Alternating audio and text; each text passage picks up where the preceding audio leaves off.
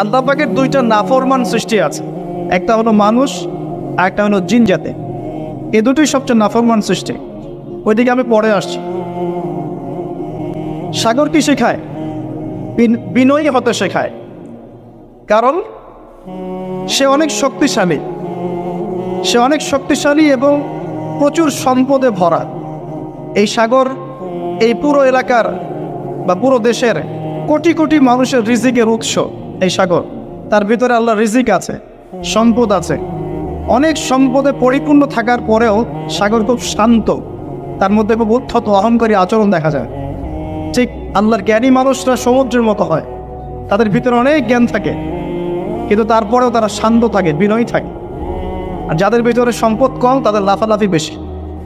কথা বুঝতে পারছেন? সাগর এত শক্তিশালী হওয়া সত্ত্বেও আপনি তার সামনে গিয়ে দাঁড়ালে সে আপনার পা ধুয়ে দেয়। আল্লাহর বিনয়ী মানুষরা এমনই হয়, অনেক শক্তিশালী হওয়া সত্ত্বেও, সম্পদশালী হওয়া সত্ত্বেও তারা আপনার পা ধুয়ে দেয়। অনেক শেখার আছে, অনেক কিছু। সাগর সম্পর্কে অনেক আয়াত আছে কোরআনে। যখন সাগরে নৌযান চলাচল করে তখন আল্লাহ পাক যদি ঝড় ঝাপটা দেন, প্রাকৃতিক কোনো বিপর্যয় দেন, তাহলে মানুষ মুখলেসভাবে আল্লাহকে ডাকা শুরু করে। যখন সে সেখান থেকে উদ্ধার পায়, আল্লাহ পাক উদ্ধার করে দেন, বিপদ থেকে বাঁচিয়ে দেন, আবার সে আল্লাহর সাথে শিরক করা শুরু করে। এই আয়াতগুলো সূরা ইউনূসের মধ্যে আছে। তো আমরা চেষ্টা করব সাগরের মতো সম্পদশালী হওয়ার জন্য।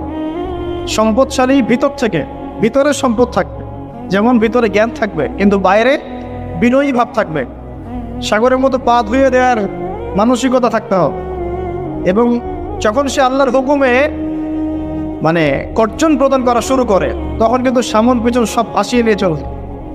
তাই নর্মালি শান্ত থাকতে হবে, যখন আল্লাহর হুকুম আসবে তখন ঝাঁপিয়েও পড়তে হবে। কথা কি বুঝতে পারছেন? সমুদ্রের মতো অনেক কিছু শেখার আছে। এগুলো শিখতে হলে আগে দৃষ্টিভঙ্গি চেঞ্জ করতে হয়। সাধারণ মানুষের মতো সব দেখলে হবে না, আপনাকে খিদর আলাইহিস সালামের মতো দেখতে হয়। তার মতো মুসা আলাইহিস সালাম বলছেন যে নৌকা ফুটা করলেন কেন? সূরা